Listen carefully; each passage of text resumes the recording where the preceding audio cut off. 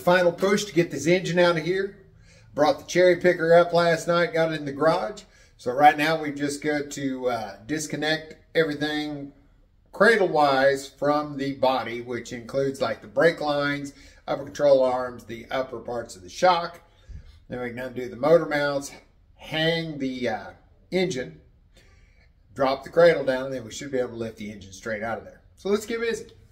First thing I'm going to work on is the brake lines, which my system is going to be different than yours since I've modified everything, took the ABS off. And see this section right here where I split it off? That's one thing I'm going to be changing when this is out anyway, because that runs to the back and I only need one line. The factory setup had two. So I just tapped into it, but we're going to disconnect those and then probably disconnect the two fronts here and just move this over slightly so it can drop down. I think if you still got the stock setup, your ABS pump, if you've got the later model with the ABS pump in the front of the car, you should be able to take the master cylinder loose and just slide it over and let it drop down with the rest of the system. You still have the rear brake lines, which I think they were fastened. I've got them fastened at the cradle right now, and I think they were factory too, so you have to watch those. Other than that, it should come down. So I'm going to undo these, and then we'll work on something else. Sorry about the background noise, but I've got the heater on again. I undid the brake line, so now we need to take the nut off the top of the shock absorber. And I think I will undo the 4 bolts there to release the upper control arm. Just make sure there's usually spacers, shim washers behind the cross piece. Make sure to put the spacers back where they came because that affects your alignment. And then we'll need to pop that clip off there to release. Well, no, we don't need to pop the clip. We'll take that bolt out there to release that line from the frame. Do that on both sides. And like with taking off the rear suspension, I recommend putting the jack under everything to give it a little support while you undo the top, because as before, the shock may be holding it up. It hasn't been long since I've had these upper control arms off, because I had them off to put new polyurethane bushings in.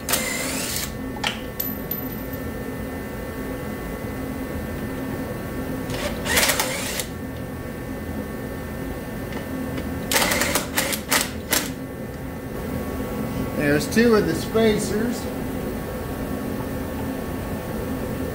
Backside didn't have any, so I'm going to put these. Now I'm just going to use a zip tie and hook them to that control arm. That way I don't forget them, and I know exactly where they came from. Take that 10mm nut or 10mm bolt out there.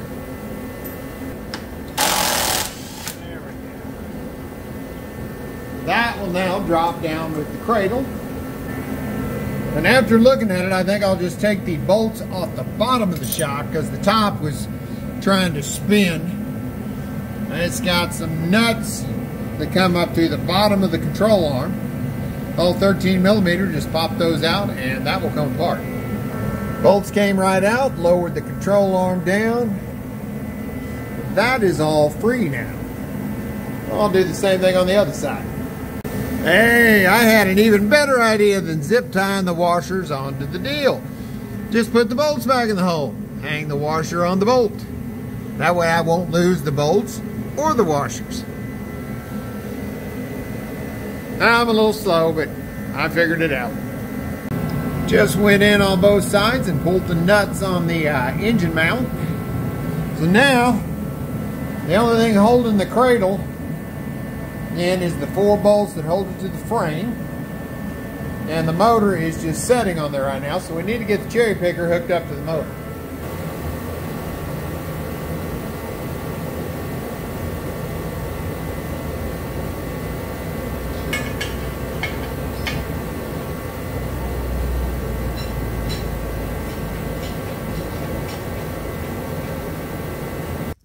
This side's not wanting to slide up off the motor mount stud, so I'm just going to reach in there and take the motor mount off the side of the engine. Okay, that motor mount is disattached from the side of the block. So let's go back to picking it up just a little bit. Okay, so I lifted out the driver's side engine mount. Oh, there it comes. It's like I couldn't even get it apart out here. So it's out. And just for fun, I think I'm going to do the exact same thing to the other side. Go ahead and take that completely off. It's 3 bolts, 13 millimeter, easy to get to, you know, with everything else out of the way, so why not? Okay, engine mount on the other side is completely removed.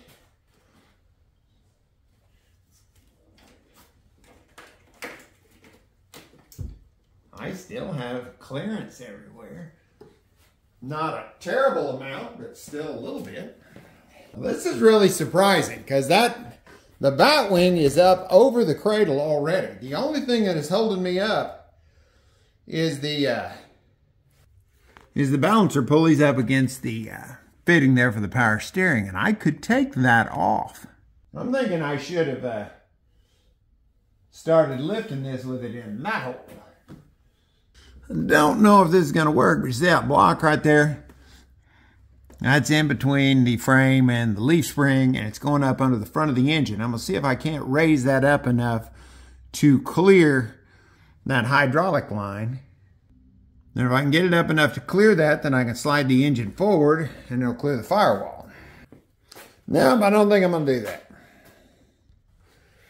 Okay, right now the bat wing is setting on the cross member. The back of the transmission, or the back of the engine, is supported with the jack stand and a block. I'm going to see. I get that.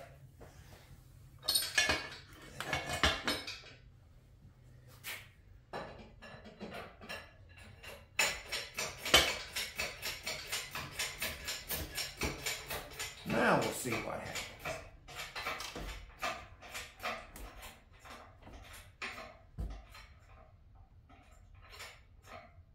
There's an ear on the valve cover that's trying to get in to the firewall. I let the jack down a hair.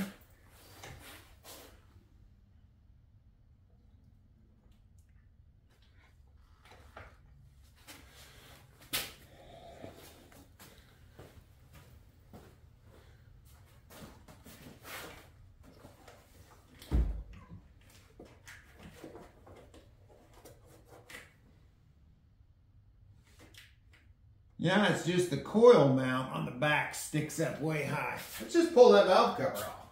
It's got to come off anyway.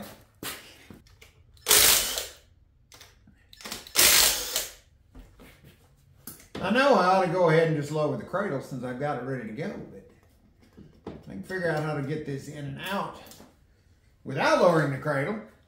Next time I won't take as much stuff loose.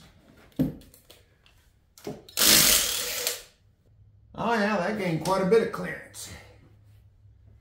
Let's go ahead and take this side off too.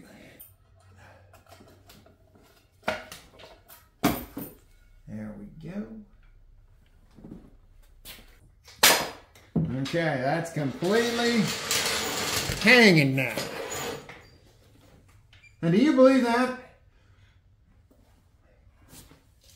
We got all kinds of clearance on the firewall. We're over the rack.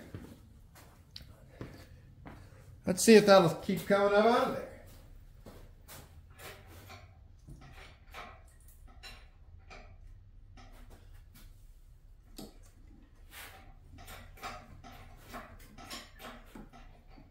Now all I'm down to over here is dodging the compressor.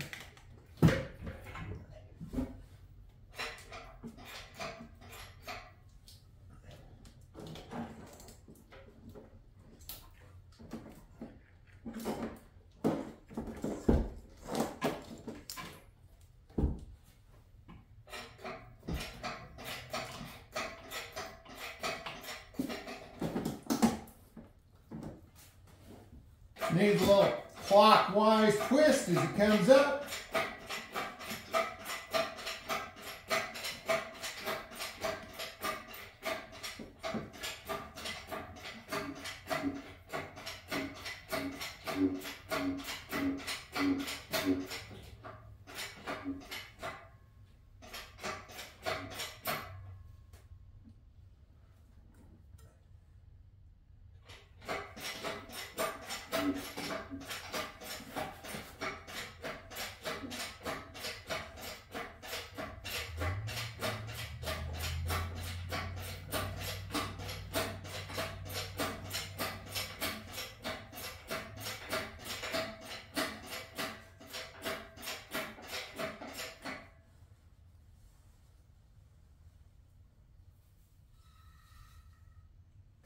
I'm completely thrilled.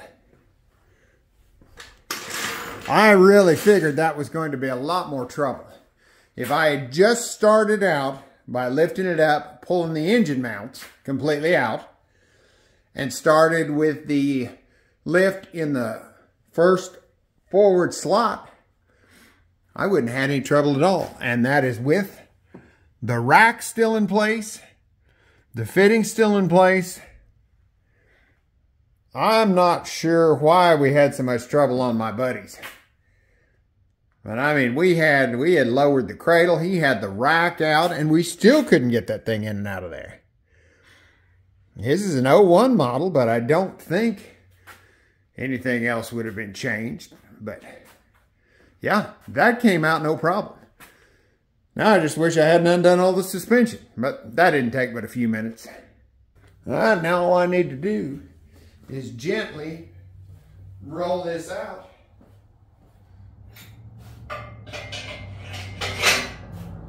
And I'm pretty much golden. See if I can do it without breaking the windshield.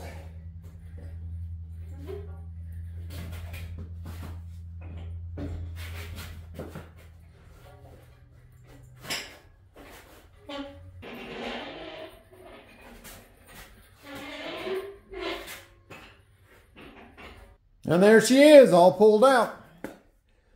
That was a lot of work, but like I've said before, none of it was hard.